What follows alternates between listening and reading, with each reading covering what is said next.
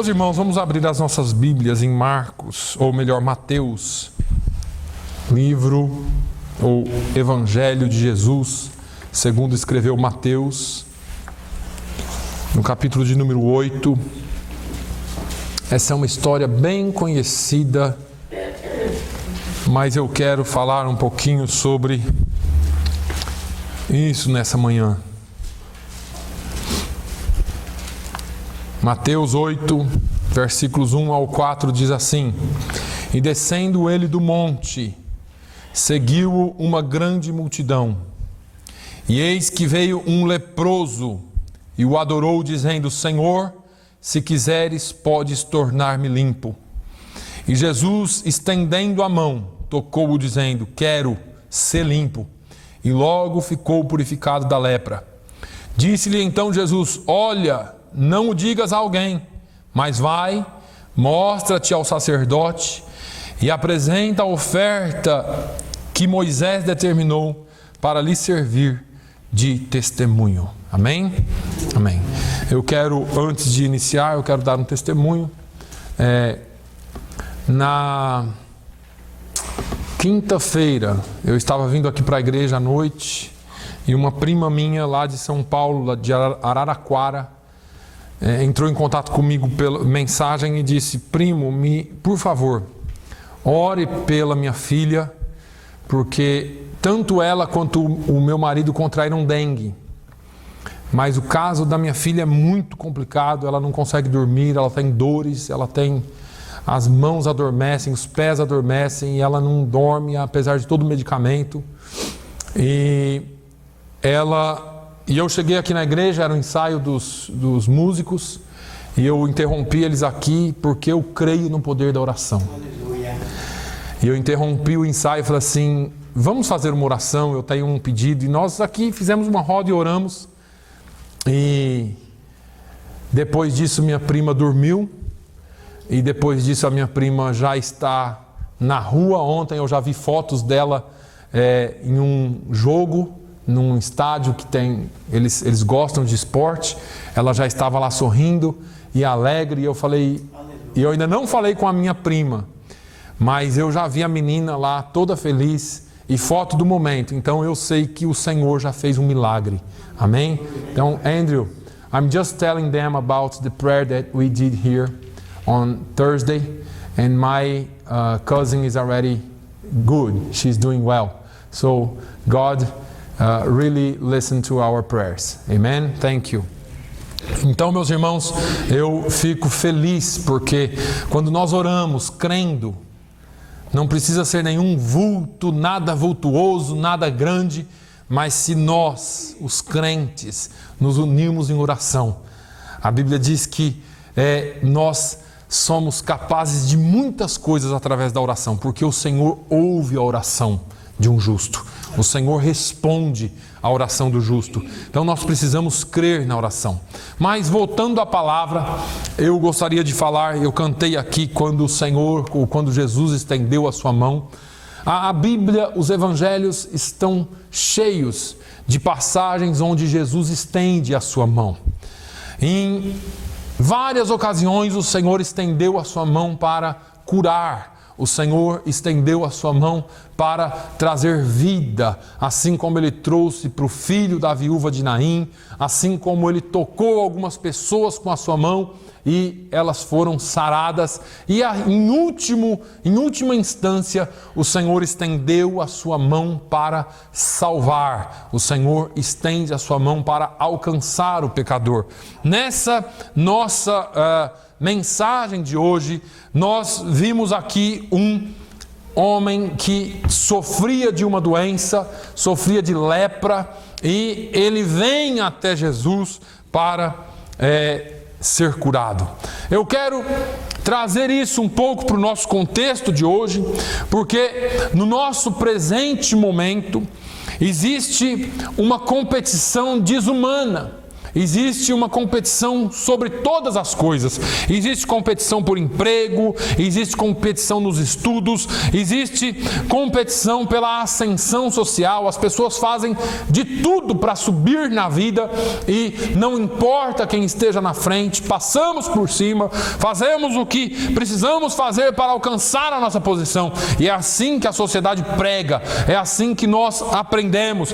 Existe uma competição para ocupar vagas nos mais determinados pontos, desde uma vaga de emprego numa pequena empresa até grandes multinacionais, cargos políticos, eleições, e dentro da igreja não é diferente. Existem preocupações e pessoas competindo para ocupar posições. As pessoas se desgastam, se machucam, quebram os relacionamentos, seja entre amigos, seja entre familiares e até mesmo maridos e mulheres se desgastam para atender às necessidades que essa competição desenfreada do nosso mundo moderno impõe sobre nós hoje. O homem precisa sempre, na maioria das vezes e dos casos, somente de uma mão amiga. Todos nós precisamos encontrar uma mão amiga, alguém que nos dê uma força para que nós possamos vencer a caminhada. E dificilmente nós encontramos alguém. Nós vemos pessoas na Bíblia o tempo todo tentando se aproximar de Jesus. E até para isso existia uma competição. Quando não entre as pessoas, os seus discípulos algumas vezes impediam que as pessoas chegassem. Ou as situações da vida impediam que as pessoas chegassem. Temos um caso de 4 amigos que levaram um paralítico até Jesus e não conseguiram chegar até Jesus. Precisaram tirar o telhado da casa para descer o paralítico, porque as pessoas não olham para a situação dos outros, as pessoas olham somente para si e entram nessa competição. Esse texto fala desse homem que havia sido excluído da sociedade. Esse texto fala de Jesus acompanhado por uma grande multidão quando ele desceu do monte. E apesar destas milhares de pessoas, Jesus parou para ouvir o clamor daquele homem. Jesus parou para ouvir o clamor daquele homem. Jesus se sensibilizou pela dor daquele homem. E Jesus estendeu a sua mão para aquele homem. Eu quero falar nessa manhã sobre quando Jesus estende a sua mão, ou quando Jesus tem a sua mão estendida. Aquele homem não tem um nome revelado na Bíblia. Aquele homem, ele foi encorajado pela presença de Jesus, porque ele já tinha ouvido falar sobre Jesus. Eu quero abrir aqui um parênteses nessa manhã, porque muitas vezes nós somos crentes, nos chamamos ou nos denominamos povo de Deus, mas quando as pessoas precisam de uma bênção, precisam de uma oração, de uma cura, elas procuram por você? É certo que neste mundo a descrença e Satanás ele tem parece que cegado, porque é isso que a palavra de Deus diz, e as pessoas pouco procuram oração. Mas onde você está, onde você trabalha, onde você reside, alguém liga, alguém bate na sua porta. Ainda minha esposa comentou comigo, falou assim: sua prima do Brasil, você nem tem contato com ela. Eu falei, mas ela se lembrou que eu sou crente. Quando nós precisamos, ou quando alguém precisa, será que eles se lembram que você é um servo de Deus? Porque isso vem pelo testemunho. Eu acho que eu já contei aqui, eu trabalhava num prédio de 13 andares, no centro de São Paulo, na Praça da Sé. E eu trabalhava, se eu não me engano, no primeiro ou no segundo andar. E alguém desceu lá do 9º andar e veio: Naline, você é crente, né? Eu falei, sou. Então vamos ali em cima orar, porque tem uma pessoa endemoniada, possessa. E eu tive que subir mais alguns andares, fui lá orar por alguém que estava possesso. repreender um demônio. Eles nunca deram atenção para a minha crença, mas na hora que o calo aperta, eles lembram que você é crente. E é bom que seja assim. É bom que eles se lembrem que você serve a Deus. Quantas vezes alguém me procurava em secreto, na frente das pessoas, aquela pessoa era uma coisa, e quando estávamos sozinhos, às vezes trabalhando aos domingos em escala reduzida, 2 ou 3 ou 4, esses outros 2 saíam e eu ficava na sala. E eu me lembro de algumas vezes que pessoas vieram falar comigo: Naline, ora por mim, eu preciso de oração, minha família está indo de mal a pior, aconteceu isso, aconteceu aquilo, minha vida, eu sou triste. Eu tenho uma capa. Uma vez uma pessoa, um superior meu, se abriu comigo e falou assim: eu vivo uma mentira, a minha vida é uma mentira. Eu bebo, eu fumo para mostrar que eu sou feliz, mas por dentro eu só tenho tristeza. Mas ninguém falava em Deus, ninguém falava em Jesus. Mas quando estávamos sozinhos, eles vinham pedir oração para mim. Irmãos, nós precisamos demonstrar, as pessoas precisam ser atraídas a nós por causa de quem vive em nós. Esse homem foi atraído por Jesus, porque ele já tinha ouvido falar de Jesus. E assim são as pessoas. Eles já ouviram falar do seu Jesus, do seu Deus, mas eles não têm coragem. Então algum dia eles vão vir te procurar, se é que você dá testemunho de cristão, e eles vão vir pedir oração para você, eles vão pedir um conselho para você. Não perca a oportunidade, não pense que depois daquela oração também eles serão totalmente transformados. Muitas vezes não. E o diabo, ele faz isso para nos decepcionar. Eu falei de Jesus, a pessoa concordou, nós oramos juntos, mas depois no outro dia ele voltou a beber e fazer tudo aquelas piadas que ele fazia de novo. O diabo é assim. A pessoa precisa de ser liberta, a pessoa precisa de um processo. Não quer dizer que tudo se transforma na hora, mas quando a mão do Senhor é estendida, o Senhor trabalha em nosso favor. Jesus rompe todas as barreiras impostas pelo homem. Jesus personifica a esperança que nós precisamos. Mateus capítulo 5, Jesus prega, Jesus fala de uma tal forma sobre as bem-aventuranças, que ele traz esperança para qualquer um. No versículo 2 diz: Jesus, abrindo a sua boca, ensinava dizendo: bem-aventurados os pobres de espírito, pois deles é o reino dos céus. Bem-aventurados os que choram, porque eles serão consolados. Bem-aventurados os humildes, porque eles herdarão a terra. Bem-aventurados os que têm fome e sede de justiça, porque serão fartos. Bem-aventurados os misericordiosos, porque alcançarão misericórdia. Bem-aventurados os limpos de coração, porque verão a Deus. Bem-aventurados os pacificadores, porque serão chamados filhos de Deus. Bem-aventurados os que sofrem perseguição por causa da justiça, porque deles é o reino dos céus. Bem-aventurados sois vós, quando vos insultarem e perseguirem, e mentindo disserem todo mal contra vós por minha causa.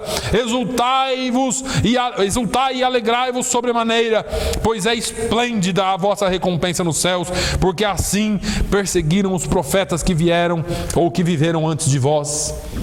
Jesus, em todas as suas prédicas, tinha esperança para o povo, tinha esperança para aqueles que o ouviam. A nossa palavra como cristãos tem que ser uma palavra de esperança. Nós não podemos só julgar, nós não podemos só apontar os erros. As pessoas, irmãos, sabem dos seus pecados. Às vezes a pessoa vem pedir uma ajuda, uma oração para você, você fala: mas também, você vive na desgraça, você vive fumando, você vive bebendo, você vive isso, Ele já sabe de tudo isso. Ele não precisa de uma igreja que aponta, e eu não estou dizendo para você concordar com o pecado. Mas Jesus nunca acusou. Ele disse: vinde a mim, todos vós que estáis cansados e oprimidos. Quem é que cansa, e quem é que fadiga, e quem é que traz opressão ao homem? Ao pecado. Jesus não se importa com o seu pecado, porque Ele já pagou o preço. Jesus não se importa como você está, mas a partir do momento que você vem até Ele, Ele te tem uma promessa maravilhosa. Ele diz que você toma dele o jugo e toma dele o fardo, porque o fardo dele é suave e o jugo é leve. Jesus dá-nos uma promessa que Ele vai transformar as nossas vidas. O trabalho não é meu e seu. O nosso trabalho é evangelizar, o nosso trabalho é falar, é amar as pessoas, e o Senhor vai trabalhando e a palavra vai purificando. Às vezes, é claro que aqui na igreja a gente chama atenção bastante, né? E quando Jesus falava com o pecador, Ele dava uma palavra de amor, lembra? Agora, quando Ele falava com os religiosos, o que Ele fazia? Batia pesado. Então, quando a gente vem para a igreja, não que nós sejamos religiosos, mas você tem que vir preparado para ser corrigido, você tem que vir preparado para ser animado, você tem que vir preparado para ser exortado, você tem que vir preparado para ouvir a profecia, seja ela como for. Mas quando você fala ao pecador, você tem que falar do amor de Jesus, da esperança que só Ele tem para nós. Jesus, Ele sempre deu uma palavra de esperança. O profeta Isaías identifica Jesus como o príncipe da paz. Todos nós conhecemos, porque um menino nos nasceu, um filho se nos deu, o governo está sobre os seus ombros, e o seu nome será maravilhoso, conselheiro, Deus forte, Pai eterno, príncipe da paz. Jesus, Ele é o príncipe da paz, Ele é aquele que veio para trazer paz às nossas vidas. A manifestação do amor de Jesus encoraja o leproso de procurá-lo. É aqui que eu queria chegar. Por quê? Porque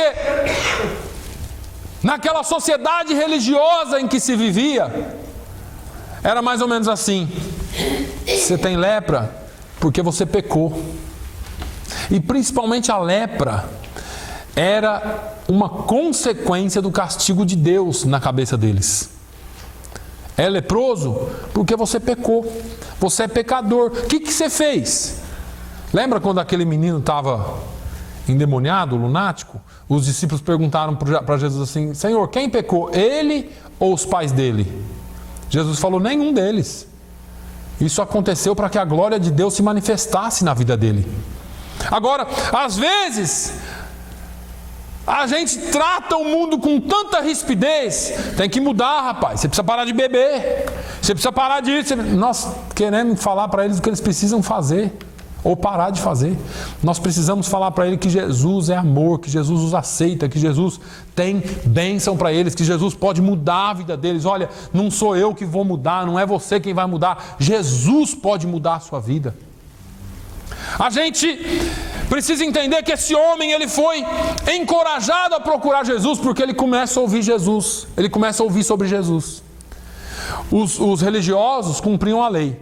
Você não pode, você não vai fazer isso, você tem que ficar para lá, você é leproso, você pecou, alguém da sua família pecou, você está em pecado, Deus está contra você, Deus pôs isso em você como marca pela sua rebelião, alguma coisa assim.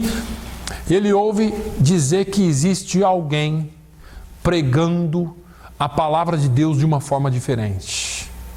Existe alguém dizendo que pode vir como está.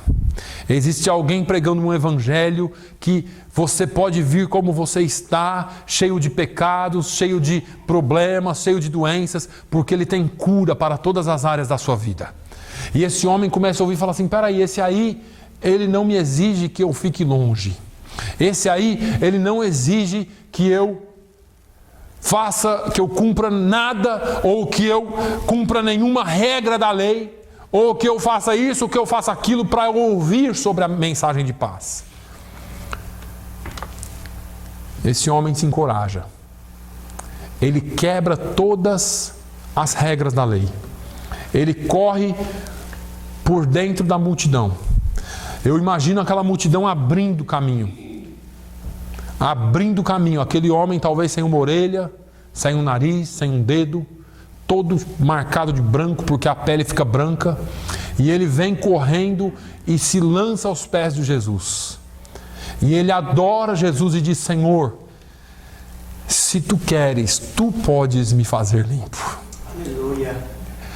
Esse homem, ele venceu todas essas barreiras, porque ele ouviu falar de um Jesus que é amoroso, de um Jesus que não vê o seu pecado, de um Jesus que não vê a sua dor, não em primeira instância, ele não vê aquilo que, ou melhor, isso não faz barreira para que você chegue a Jesus.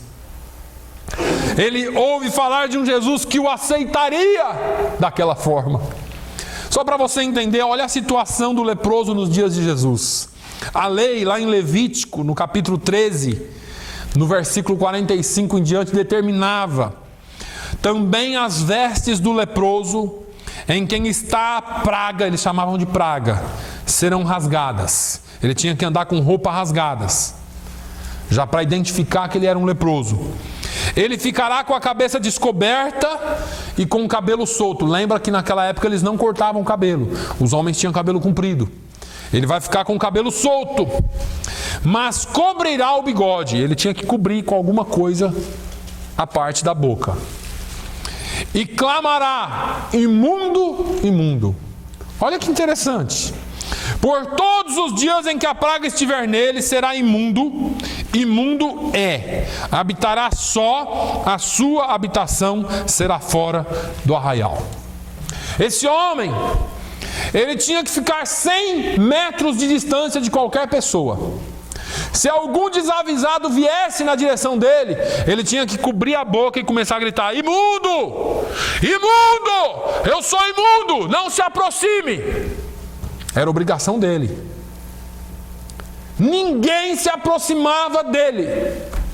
Nem família, nem ninguém. Ele não poderia morar no meio do povo de Israel. Ele tinha que morar fora do arraial. Ele era isolado da sociedade. A lei excluía ele da sociedade. A lei separava ele. Ele não poderia se aproximar mais do que 100 metros de distância. Esse homem, ele vivia amargurado, todo leproso vivia amargurado, vivia esmagado pela sua enfermidade, que julgavam ser um peso da mão de Deus. E aí ele ouve falar sobre a bondade e a misericórdia do Senhor. Ele ouve falar uma mensagem que ele jamais tinha ouvido na sua vida. E ele se aproxima de Jesus. E ele diz: Senhor, se quiseres, podes tornar-me limpo. A Bíblia diz que Jesus estendeu a mão. Um escritor desconhecido escreveu que as mãos de Jesus são limpas para enxugar as tuas lágrimas. As mãos de Jesus são fortes para te segurar e amparar. As mãos de Jesus são grandiosas para te abraçar. As mãos de Jesus são mãos presentes para te conduzir e orientar. As mãos de Jesus estão estendidas para te recolher, para te acariciar e te amar. As mãos de Jesus são poderosas para te livrar e curar as feridas do corpo e da alma. As mãos de Jesus são mãos cicatrizadas. Isaías 40:11 diz que, como pastor, ele apacentará o seu rebanho. Entre os seus braços recolherá os cordeirinhos e os levará no seu regaço. As que amamentam, ele as guiará mansamente. Esse é o Jesus que a Bíblia apresenta. Esse é o evangelho que nós precisamos apresentar. A mão de Jesus toca no homem necessitado. Ele toca primeiro no físico, porque aquela era uma enfermidade física em primeiro lugar. Era uma enfermidade dolorida, porque apesar da pessoa não sentir, porque a pele fica morta, mas quando a pessoa perde um órgão, um membro, alguma coisa, imagine como que é. Era uma enfermidade progressiva, ela não para. Ela vai ela come a pessoa viva. Ela destrói a pessoa viva. Era uma enfermidade super agressiva. E uma enfermidade totalmente deformativa.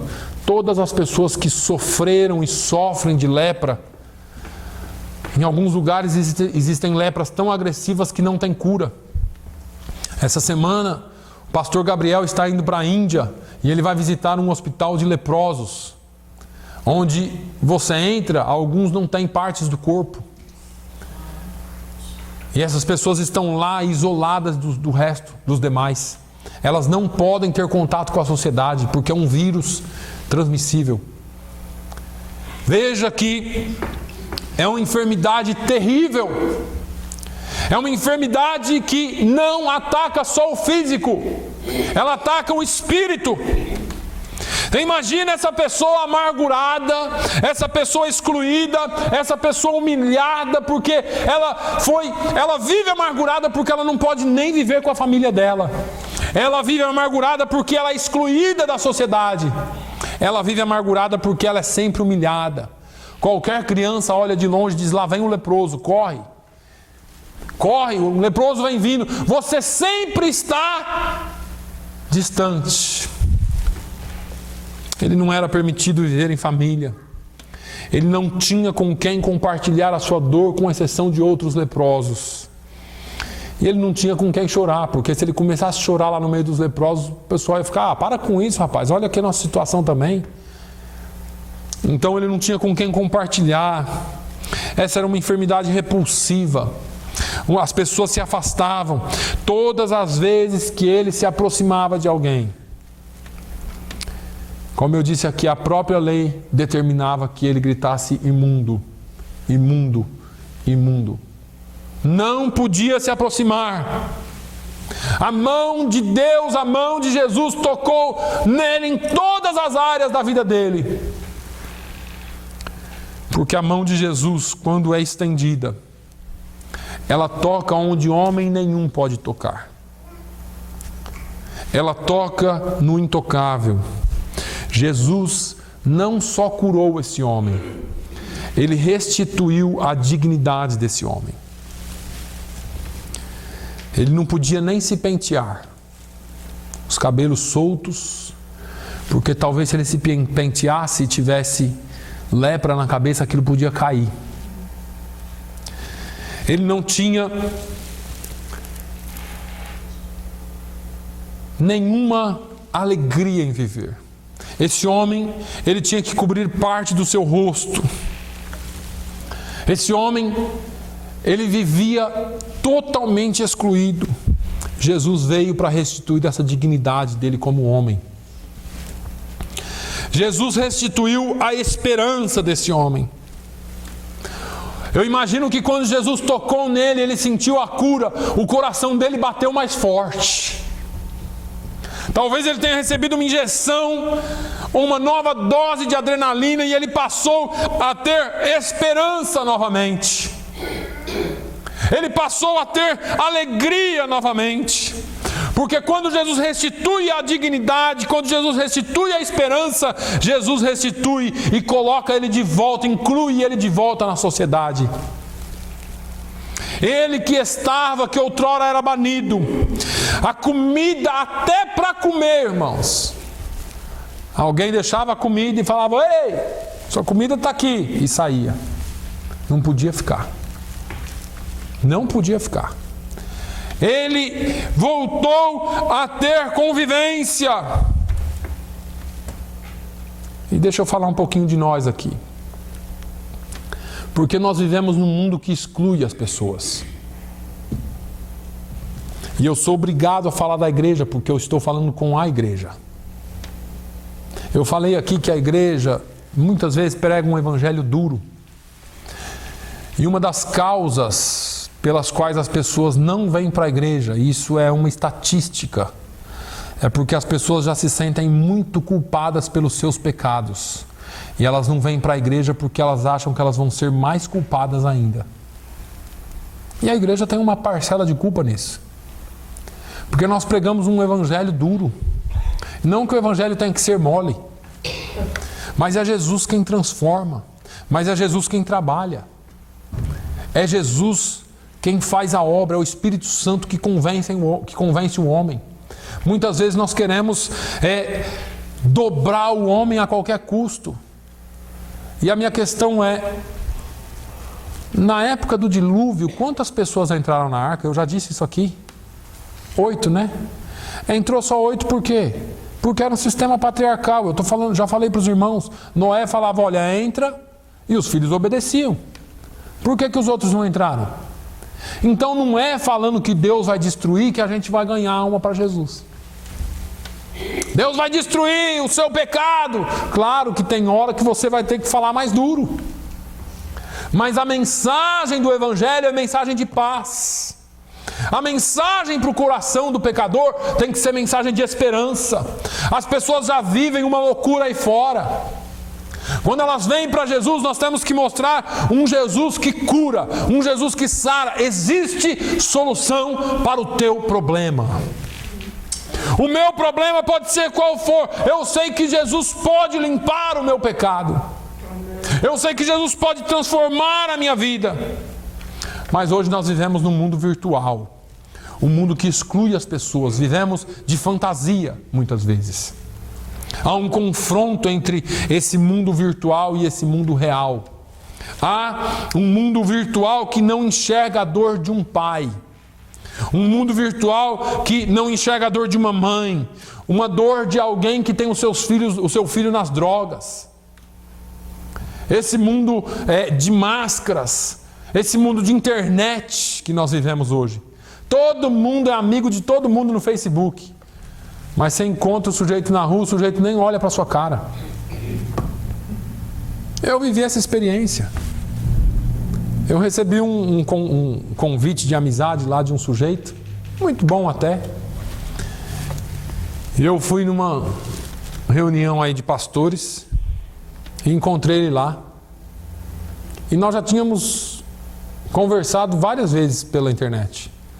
Encontrei ele lá, eu logo o reconheci, porque a foto bem estampada, não sei se eu sou tão ruim na foto assim que ele não me reconheceu. E aí eu fui, cumprimentei, ele me ignorou um pouco e eu não falei nada, porque... E passamos lá o dia, no outro dia também, e depois de um bom tempo, eu fui conversar com ele, e aí eu falei para ele que eu era o amigo dele na internet, e mesmo assim ele não deu muita importância. Ele só foi dar importância para mim depois de alguém ter falado alguma coisa, aí gerou um interesse nele, ele deu importância para mim. Mas eu fico imaginando que mundo que é esse? Que mundo virtual que é esse? Onde as pessoas se falam pelo computador, se falam pela internet, mas as pessoas ignoram a dor dos outros. As pessoas ignoram a doença dos outros, as pessoas ignoram os problemas dos outros. E nós estamos vivendo esse mundo. Esse mundo virtual não enxerga a tristeza, a dor e o sofrimento de uma esposa que é humilhada pelo marido. Esse mundo virtual não enxerga a angústia de uma pessoa atolada na desgraça das dívidas impagáveis. Porque hoje é cada um por si. Cada um por si. Não, eu não posso, infelizmente eu não posso ajudar. Eu penso que é melhor eu não saber. Porque se eu ficar sabendo aquilo vai me incomodar e é melhor eu não saber.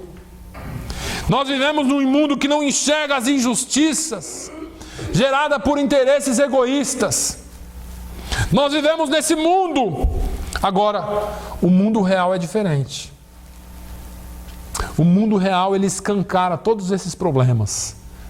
E foi isso que Jesus trouxe quando aquele leproso veio até ele.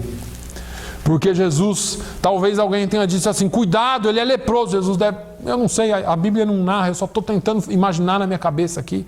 Talvez foi tudo muito rápido, mas talvez Jesus tenha dito assim, calma, fica tranquilo, deixa ele vir. E o leproso vem e se ajoelha e talvez a multidão abre, porque ninguém quer ficar doente. O problema da lepra é dele, não quero para mim. E aí Jesus, então, faz algo que é impensado pela religião. A Bíblia diz que Jesus estendeu a sua mão e o tocou. Tocar um leproso, que eu tinha que viver 100 metros de distância dele, isso é incabível. É incabível para o mundo, para nós não pode ser incabível. Nós precisamos nos aproximar daqueles que estão enfermos. enfermos no corpo, enfermos na alma, enfermos no espírito. Pessoas que ninguém dá valor para eles. Quando você vê esses revoltados na rua aí, vestidos com roupas diferentes, cortes de cabelos diferentes, tatuado até a planta dos pés, você fala, cabeça dessa pessoa. Talvez essa pessoa é um excluído da sociedade.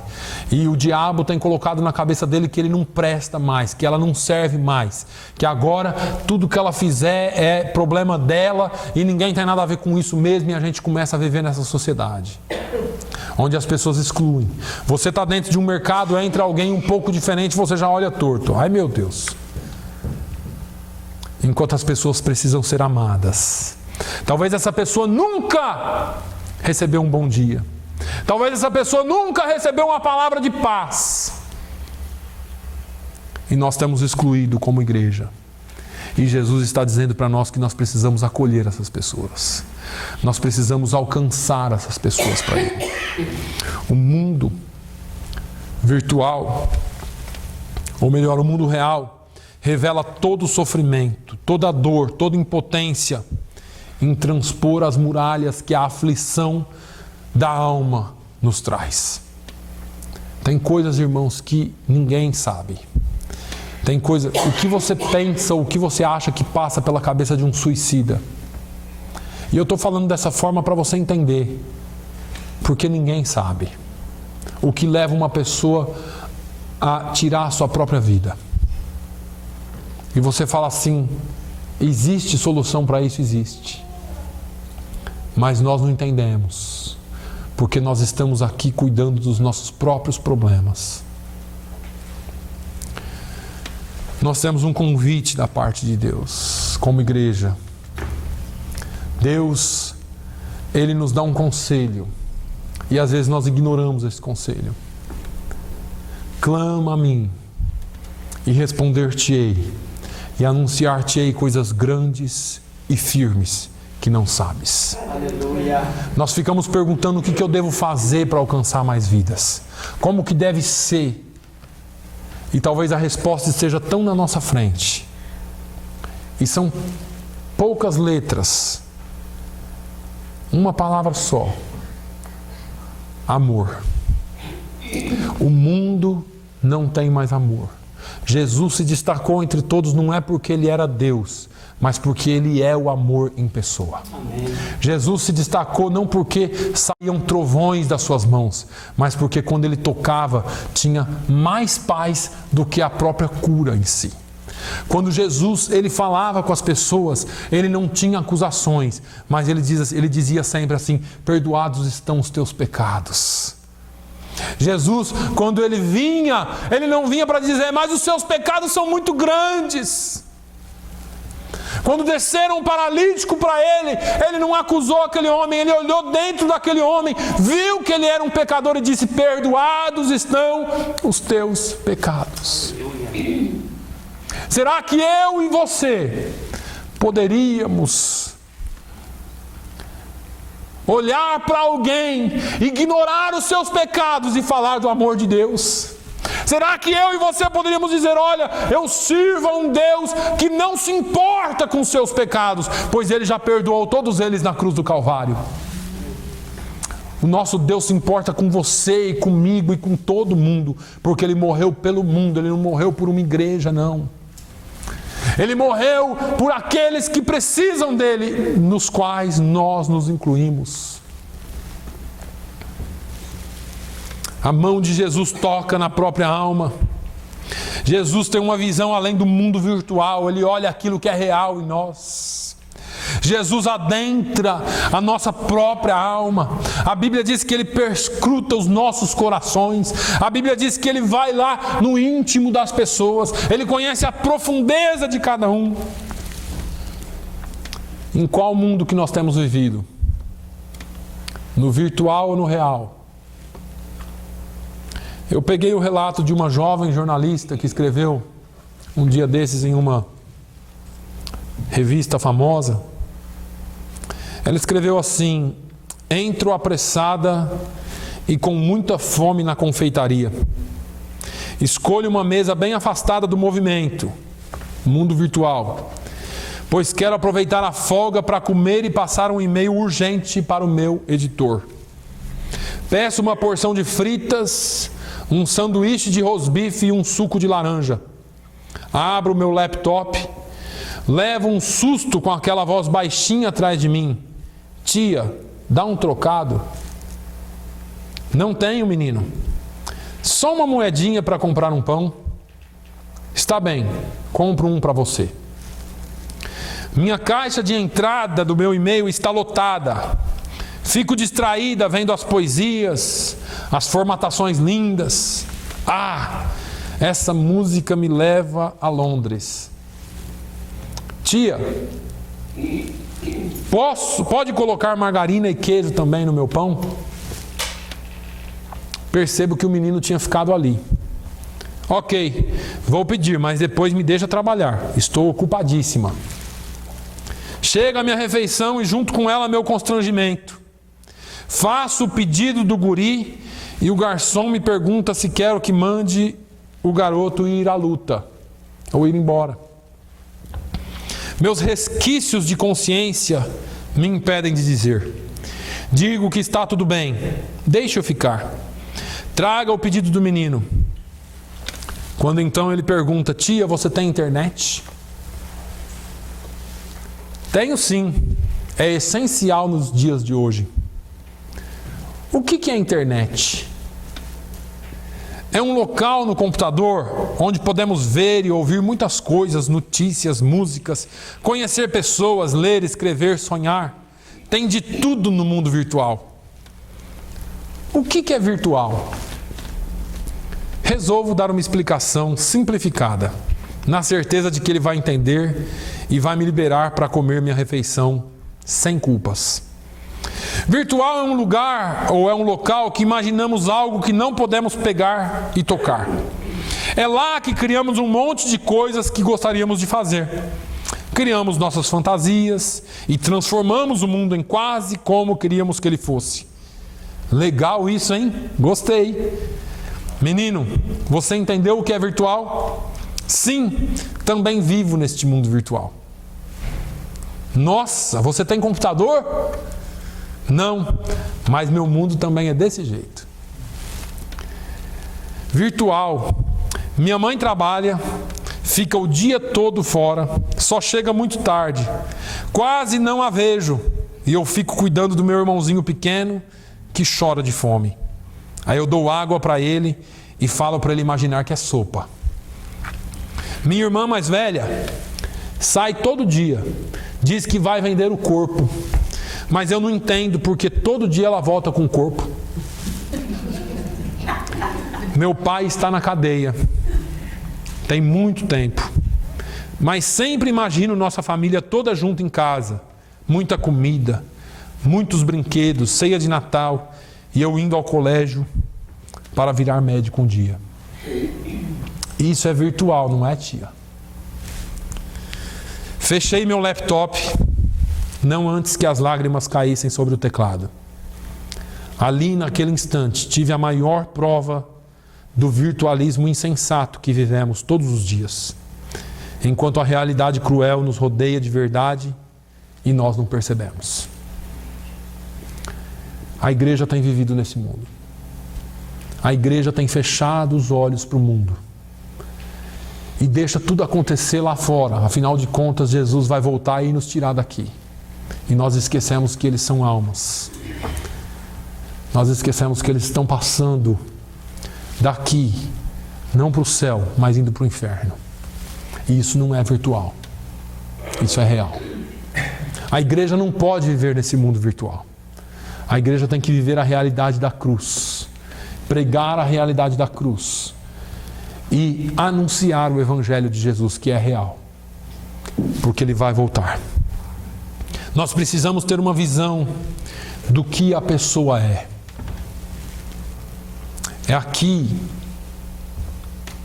é nessa hora que Satanás se irrita com a igreja. É nessa hora que Satanás não aceita e ele quer a sua cabeça, a igreja. Sabe por quê? Porque você é a mais perfeita criação de Deus. Você não é um ser virtual. Você é um ser real que Deus criou. E assim como Jesus viu aquele leproso e tocou naquele leproso porque ele era real e a sua dor era real, Jesus quer que a igreja sinta o mesmo pelo mundo. Jesus quer que nós venhamos a ser como Ele é, porque lá em Gênesis a Bíblia diz que Deus criou o homem à sua imagem e à sua semelhança. Deus não criou o homem para ser como ele tem sido tratado por Satanás. E Deus não criou o homem para ser como ele tem sido tratado pela igreja de Deus. A igreja do Senhor precisa voltar a ser igreja do Senhor. Eu tenho algumas saudades, eu sou meio saudosista de uma época em que a igreja amava o pecador sobre todas as coisas.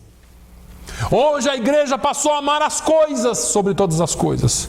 Nós precisamos ter muitas propriedades, nós precisamos ter muitas coisas, nós precisamos ter as coisas que esse mundo oferece. E Deus está nos chamando de novo a ser igreja que se importa com o mundo real, com os leprosos deste mundo. Deus não criou o homem para sofrer. Jesus estende a sua mão para curar, para restaurar, para dar uma nova vida, para conceder graça, perdão, para manifestar a sua preocupação e a sua compaixão pelo homem. Jesus quer para nós o céu. Foi isso que Ele nos foi preparar. Eu sou a ressurreição e a vida. Aquele que crê em mim, ainda que esteja morto, viverá. Jesus estende a sua mão, porque nas tuas mãos há força e poder para engrandecer e dar força a tudo. Que as mãos do Senhor possa tocar a sua igreja novamente, e que a igreja do Senhor possa agir como mãos de Deus novamente e pés de Deus novamente. Precisamos, irmãos, ter essa mensagem dentro de nós. As mãos do Senhor precisam ser representadas pelas nossas mãos. É interessante como hoje em dia poucas pessoas pedem oração por cura. É quase que como se nós acreditássemos que nós não seremos curados. É quase que como se nós acreditássemos que isso é para o passado. Deixa eu te dizer uma coisa, Jesus ainda cura. Jesus ainda faz milagres. Jesus, Ele ainda opera maravilhas no nosso meio. Basta você crer e dar um passo de fé. Amém? Fique de pé por um instante. Pai, eu te louvo. Eu te engrandeço. Eu te exalto. Tu és grande, Senhor. Obrigado por ter nos alcançado. Senhor, eu quero orar pela Tua igreja. Porque a Tua igreja, Senhor, na qual eu me incluo, tem sido uma igreja mais virtual do que real. Nós pensamos tanto no dia da Tua vinda que esquecemos que nós estamos aqui ainda. E precisamos ser atalaias, precisamos ser anunciadores do Teu Evangelho. Senhor, toca na vida de cada um aqui. Estende a Sua mão para salvar. Estende a Sua mão para curar. Estende a Sua mão para derramar bênçãos e dons espirituais sobre a Tua igreja. Meu Deus, que nós possamos ter a certeza de que o Senhor é o mesmo ontem, hoje e eternamente. Que haja, Senhor, uma grande mudança na Tua igreja nesses últimos dias. Que se o Senhor vier, a colheita seja muito grande. E se o Senhor não voltar ainda, que nós possamos ganhar essa terra para Jesus. Oh, meu Deus, que nós sejamos, Senhor, sim, espelhos e embaixadores Seus nessa terra. No nome de Jesus, ó Deus, eu oro e agradeço. Amém.